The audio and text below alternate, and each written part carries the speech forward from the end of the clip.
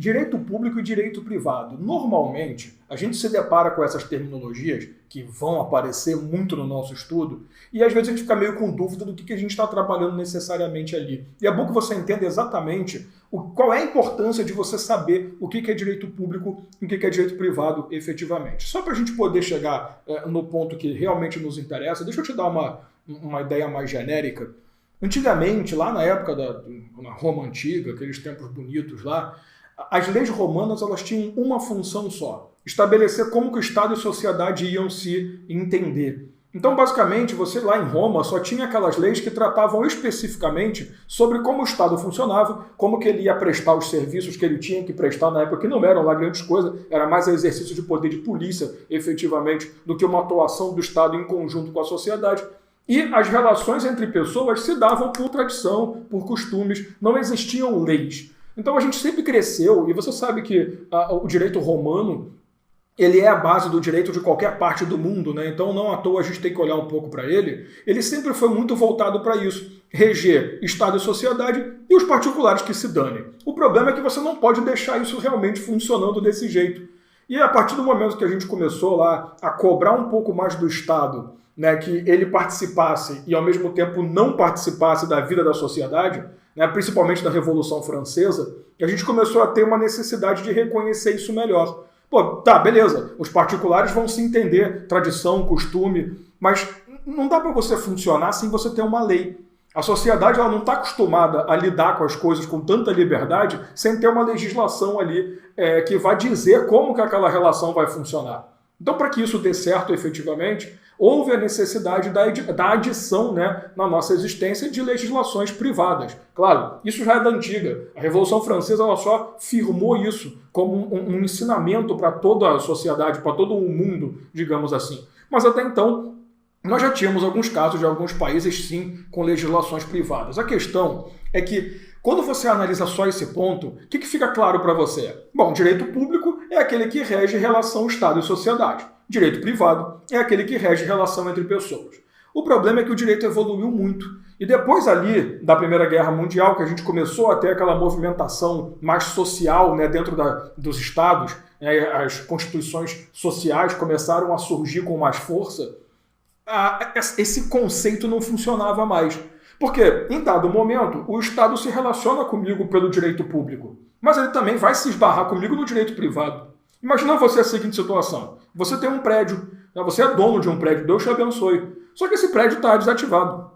E a prefeitura ela tem intenção de colocar uma secretaria dela no teu prédio. Ela quer utilizar o teu prédio para colocar uma secretaria lá, já que ela não tem nenhum material público disponível para isso. Ela te procura. Como é que vai se dar essa relação entre vocês? Cara, é uma relação de locação. Ela não pode chegar para você e falar: bom, eu sou administração, então me dá o teu prédio. Isso não funciona. É claro que ela vai ter que sentar com você, discutir valores, prazo, ou seja, a administração pública, o Estado, ele vai lidar com você da mesma forma que o particular iria. Então não dá para você dizer mais que direito público é relação de Estado e sociedade, porque em vários momentos a administração pública, o Estado, vamos falar de forma mais aberta, o Estado ele vai lidar com o particular em igualdade de condições. E é exatamente esse equilíbrio, esse balanço que hoje é utilizado para a gente entender bem o que é direito público e privado. Hoje você não pode mais fazer como antigamente. Direito público é isso, privado é aquilo, porque eles se confundem demais. Você vai ter direito público e privado sendo estabelecido na mesma relação. Se você faz concurso público e é aprovado, você é regido pelo direito público. Mas, se você faz uma relação de contrato de locação, você vai ser regido pelo direito privado. E as partes são as mesmas, Estado e particular. Então eu queria que você enxergasse o seguinte: para você conseguir entender o que é direito público, o que é direito privado efetivamente, você tem que olhar como que se equilibra essa relação. Se o Estado se põe numa posição de superioridade e a legislação vai trazer para o Estado algumas prerrogativas que não existem numa relação comum, você está perante um negócio jurídico regido pelo direito público. Agora, a partir do momento que você vai lidar com o Estado ou com qualquer outra pessoa em pé de igualdade, então não me interessa quem são as partes, mas o equilíbrio, percebeu? Eu estou perante o direito privado. Então a ideia é Estado superior, direito público. Pessoas em igualdade, direito privado. Inclusive, é bom que você perceba o seguinte: Direito público, a gente tem várias leis, né? O direito administrativo em si, o direito constitucional, ele vai lidar com essa posição do Estado soberano, do Estado autônomo, o direito tributário, o financeiro, isso você vai encontrar, o penal, na boa. Você pode chegar e olhar para o Código Penal e falar assim, isso para mim não é crime não, isso daqui não vale para mim. Claro que não, porque o Estado se colocou numa posição superior a você dizendo, olha, sou eu que vou determinar o que é certo e errado aqui na nossa relação. Mas é claro que eu só faço isso baseado no que vocês, sociedade, têm me mostrado. Percebe? Então a ideia do direito público é isso, é meio que uma imposição da relação do Estado com a sociedade. Agora, no particular, não. A gente se vê em pé de igualdade. A gente tem uma liberdade para poder formalizar essa relação. Agora, calma lá, porque essa liberdade não é plena.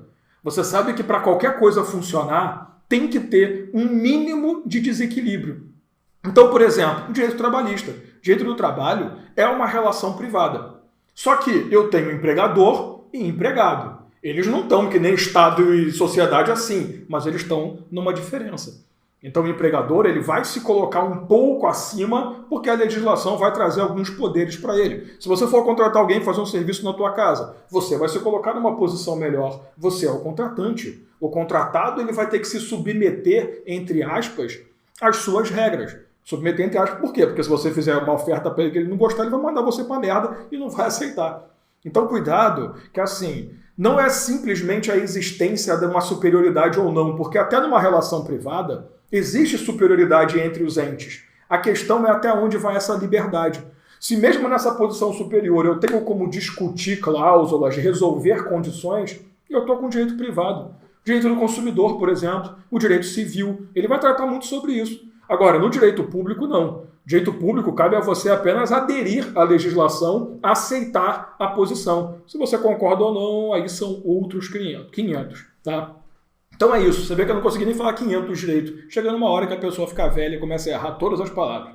Mas é isso, galera. Então, direito público e direito privado, você identifica a diferença pela relação de equilíbrio entre as partes, e não necessariamente por quem são as partes da relação. Perfeito?